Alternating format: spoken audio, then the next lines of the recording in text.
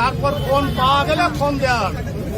যদি সাধারণ মানুষের যদি এই সুরক্ষা যদি না দিতে পারে, তাহলে পাবলিকের আর যারা জনগণের তাদের কি সুরক্ষা দেবে? কি পরিস্থিতি পশ্চিমবাংলায় চলছে?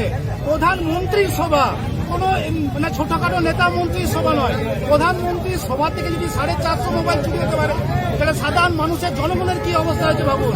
পকেট থেকে মোবাইল তো, ফোন তো, মানি ব্যাগ, পয়সা সমস্ত কিছু চুরি করা হয়েছে। এতজন চোর 4 জন 5 জন দ্বারা সম্ভব নয়। আশা করি 30 থেকে 40 জনের মতো চোরের সংখ্যা ছিল।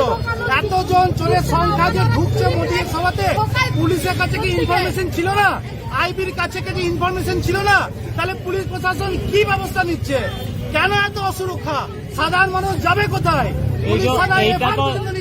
এইটা তো দেখা যাচ্ছিল যে এসবির আন্ডারে ছিল, হ্যাঁ, চেকিং এর ইয়েতে। তাহলে কি এসবির কি কোনো গাফলতি ছিল? প্রশাসন যথেষ্ট পরিমাণে ছিল। লোকাল পুলিশই একমাত্র জানে যারা চোর, তারা ছিনতাই। যখন 450 মোবাইল গেল, 10 জনকে যখন ধরা হলো, কেন ওদেরকে জিজ্ঞাসাবাদ করা হচ্ছে না? তারা 10 জনকে ভেতরে যখন বসিয়ে রেখেছে, আমরা জানি যে ভেতরে জল, কোল্ড ড্রিঙ্কস পর্যন্ত খাওয়ানো হচ্ছে। আমাদের ছেলেরা দেখেছে পর্যন্ত। কেন আছে সাধারণ মানুষেরও ফোন চুরি করা হয়েছে। শুধু ফোন নয়, মানি ব্যাগ, পয়সা পাতি যা ছিল সমস্ত কিছু চুরি করা হয়েছে।